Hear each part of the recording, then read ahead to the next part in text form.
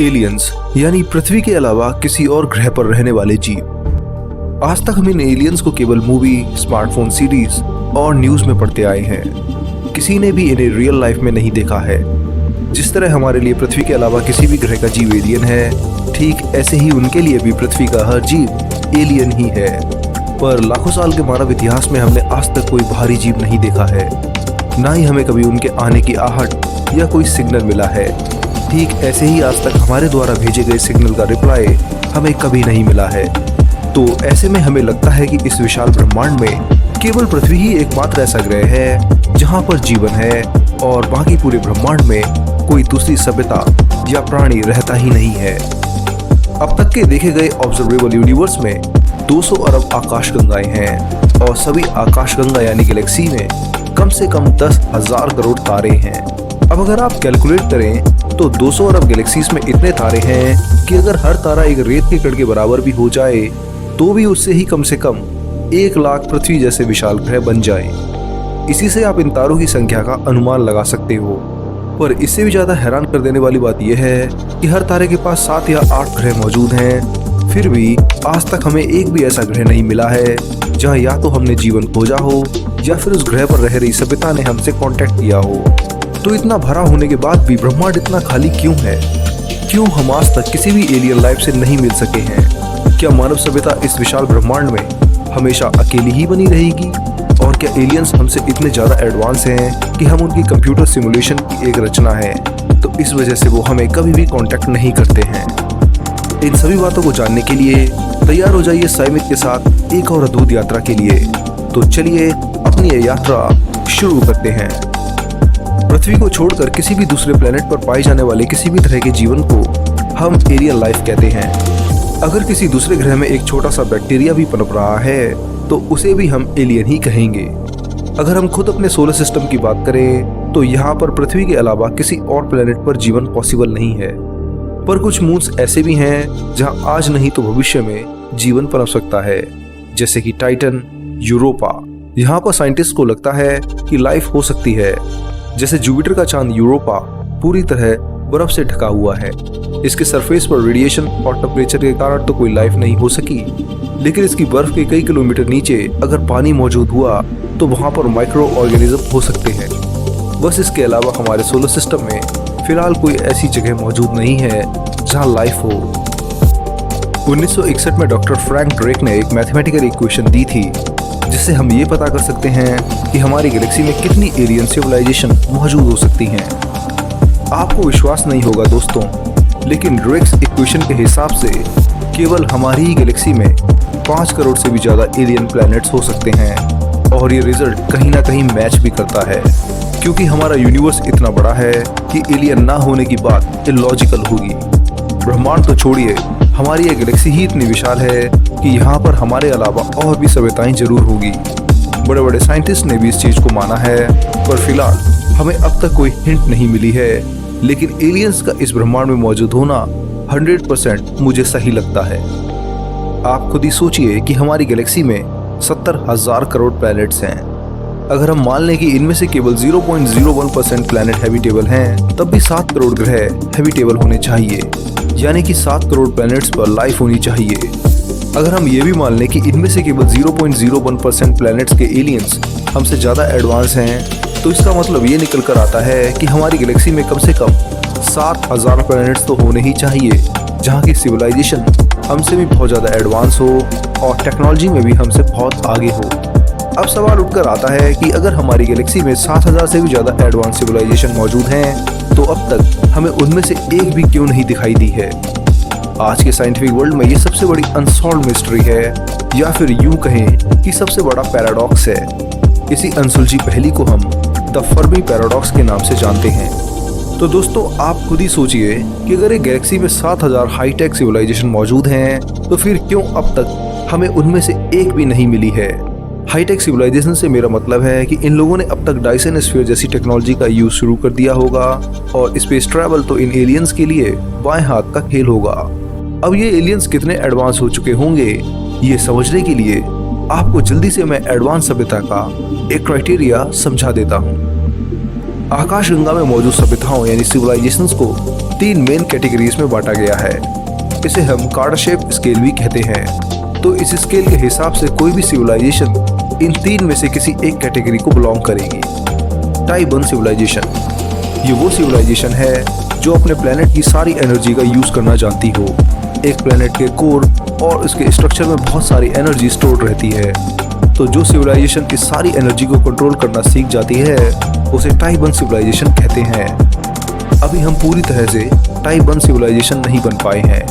अभी हम इसके केवल 73% पर हैं और टाइप 1 सिविलाइजेशन बनने में अभी हमें कुछ 100 से लेकर 200 सालों का वक्त लग सकता है। टाइप 2 सिविलाइजेशन, ये वो सिविलाइजेशन है जो केवल अपने प्लेनेट की नहीं बल्कि अपने पेरेंट स्टार की भी सारी एनर्जी यूज करना सीख जाए। यहाँ मैं बात कर रहा हूँ डायसन स्फीयर टेक्नोलॉजी की। डायसन स्फीयर एक ऐसा विशाल का स्ट्रक्चर है जिसमें एक सिविलाइजेशन अपने तारों के चारों ओर मेटल से बना हुआ एक बहुत बड़ा स्फेरिकल स्ट्रक्चर लगा देती है और ये स्ट्रक्चर उस तारे की सारी एनर्जी को एब्जॉर्ब करता रहता है। हम अभी इसी सिविलाइजेशन के बारे में बात कर रहे थे कि हमारी गैलेक्सी में कम से कम इस तरह की 7000 टाइप 2 सिविलाइजेशन तो होनी ही चाहिए। हम इंसानों को यहाँ पहुँचने में 10,000 से लेकर 1 लाख साल तक लग सकते हैं। खैर, अब चलते हैं टाइप 3 सिविलाइजेशन की ओर। तो दोस्तों, ये सिविलाइजेशन बहुत ज़्यादा एडवांस होती है क्योंकि इस कैटेगरी में केवल वो एलियंस आते हैं जो अपने सोलर सिस्टम में ही नहीं बल्कि पूरी गैलेक्सी पर कंट्रोल रखते हों। इस सिविलाइजेशन के पास इतनी कैपेबिलिटी होती है कि पूरी गैलेक्सी के किसी भी तारे या प्लेनेट से एनर्जी ले सकती है। यह भी कहा जाता है कि टाइप 3 सिविलाइजेशन ज़्यादातर अपनी एनर्जी ब्लैक होल से लेती है। इंटरस्टेलर ट्रैवल इनके लिए बहुत ही आसान होता है। ये सिविलाइजेशन हमारे लिए किसी भगवान से कम नहीं है क्योंकि जो सिविलाइजेशन पूरी गैलेक्सी को कंट्रोल करती है वह अपनी मर्जी से किसी भी प्लेनेट को बना सकती है और नष्ट भी कर सकती है। इस तरह की सभ्यता इतनी कंप्यूटिंग पावर इस्तेमाल करती है कि एक बार में कई टाइप 2 सभ्यताओं को सिमुलेशन से बना करके कभी भी खत्म कर दे। इंसानों के लिए इसकी कल्पना करना भी असंभव बात है। लेकिन फिर से हमारे सामने वही सवाल आता है कि अगर ऐसी एडवांस सिविलाइजेशन हर गैलेक्सी में मौजूद है तो वो हमें अब तक दिखाई क्यों नहीं दी है। आखिर क्या कारण है कि लाइट से भी तेज इंटरस्टेलर ट्रैवल करने वाली इन सभ्यताओं को आज तक पृथ्वी क्यों नहीं दिखाई दी है। तो दोस्तों, इसके कुछ एक्सप्लेनेशंस मैं आपके सामने रख रहा हूँ जो शायद इस कठिन पहेली और कहीं तो फर्मी पैराडॉक्स को सॉल्व करने की कोशिश करेंगी। ये बहुत ही इंटरेस्टिंग एक्सप्लेनेशंस होने वाली हैं, तो प्लीज़ इन्हें ध्यान से सुनिए। सबसे पहला एक्सप्लेनेशन तो ये हो सकता है कि ऐसी सिविलाइजेशन हमसे बहुत दूर है। ये पॉसिबिलिटी सबसे सही लगती है। तो चलिए जानते हैं कि आखिर कैसे। जैसा कि मैंने आपको शुरू में बताया है कि हमारी मिल्की वे गैलेक्सी में 7000 से ज़्यादा एलियन सिविलाइजेशन हो सकती हैं, पर इतनी विशाल आकाशगंगा में इन सभ्यताओं के बाद भी 70,000 करोड़ तारे मौजूद हैं और ये तारे भी एक दूसरे से काफ़ी दूर हैं। जैसे कि अगर हम अपने सूर्य की ही बात करें तो हमारे सूर्य से सबसे नज़दीकी तारा प्रॉक्सिमा सेंटोरी है। पर सुनने में ये नज़दीक लगता हो पर ये वास्तव में हमसे 41 खरब किलोमीटर दूर है। यहाँ पर वॉयेजर जैसे यान को भी पहुँचने में 73,000 साल लग जाते हैं। तो वो आप ही बताइए कि जब सबसे नज़दीकी तारा 4 लाइट ईयर और कहीं तो 41 खरब किलोमीटर दूर है तो फिर बाकी तारों का तो कहना ही क्या। अब अगर कोई सिविलाइजेशन टाइप 2 कैटेगरी में आ गई है और वो अपने आसपास के सोलर सिस्टम में विजिट भी कर रही है तब भी इस बात के काफ़ी कम चांसेस हैं कि ऐसी कोई सिविलाइजेशन हमसे मिल पाए, क्योंकि ये गैलेक्सी सच में बहुत ही बड़ी है। हाईली एडवांस सिविलाइजेशन को भी इस गैलेक्सी को कवर करने में लाखों सालों का वक्त लग जाएगा। तो इसलिए ऐसा हो सकता है कि इस गैलेक्सी में एलियंस तो हों लेकिन वे हमसे इतना दूर हैं कि आज तक वे हमें कभी डिस्कवर नहीं कर पाए और ना ही हम उन्हें खोज सके। आइए अब फर्मी पैराडॉक्स की दूसरी एक्सप्लेनेशन जानते हैं जो सच में आपके होश उड़ा देगी। इस पैराडॉक्स की दूसरी एक्सप्लेनेशन है टाइम गैप। दोस्तों, हम जानते हैं कि हमारी पृथ्वी की उम्र 450 करोड़ साल है, जबकि ये गैलेक्सी तो 13 अरब सालों से एग्जिस्ट कर रही है। अगर हम अपनी बात करें तो आज का आधुनिक इंसान भी इस पृथ्वी पर केवल 3 लाख साल से मौजूद है। इन 3 लाख सालों में हमने जो भी रहस्यमयी और अद्भुत चीजें देखी हैं वह सारी हमें लगभग इतिहास में दर्ज मिल जाती हैं। लेकिन क्या हो अगर मैं कहूँ कि कोई सिविलाइजेशन इस पृथ्वी पर 3 लाख साल पहले आई हो तो हम उसके बारे में कैसे जानेंगे। दोस्तों, आप पहले से ही जानते हैं कि इस गैलेक्सी की उम्र कितनी ज़्यादा है और साथ ही साथ इसके कई तारे और सूर्य भी करोड़ों साल पुराने हैं। तो क्या ऐसा नहीं हो सकता है कि कोई सिविलाइजेशन तब पनप रही हो जब हमारी पृथ्वी बनना शुरू हुई हो? जब पृथ्वी पर ज्वालामुखी फट रहे हों तब वह सिविलाइजेशन डायसन स्फीयर बना रही हो। इस तरह धीरे धीरे वह सिविलाइजेशन काफ़ी हाईटेक हो चुकी होगी और शायद टाइप 2 सिविलाइजेशन भी बन चुकी होगी और शायद पृथ्वी पर भी आई होगी, लेकिन तब यहाँ पर कोई नहीं था जो उन्हें और उनकी टेक्नोलॉजी को समझ सके। हो सकता है कि उस वक्त पृथ्वी की एटमॉस्फेरिक कंडीशंस हैबिटेबल नहीं थी, इसलिए ये ग्रह उस सिविलाइजेशन को बिल्कुल बेकार लगा और वे आगे बढ़ गए। लेकिन समय के साथ धीरे धीरे किसी ट्रेजेडी की वजह से वह सिविलाइजेशन खत्म हो गई हो और इसके बहुत समय बाद पृथ्वी पर हम इंसान आना शुरू हुए। लेकिन तब तक वह सिविलाइजेशन पूरी तरह खत्म हो चुकी थी और अब तक तो उनके सारे सबूत भी मिट चुके होंगे। ये एक्सप्लेनेशन भी अपनी जगह सही लगती है, क्योंकि हम इंसान तो इस गैलेक्सी के एक छोटे से मासूम बच्चे हैं जो अभी अभी पैदा ही हुए हैं, जबकि इस गैलेक्सी का इतिहास बहुत पुराना है।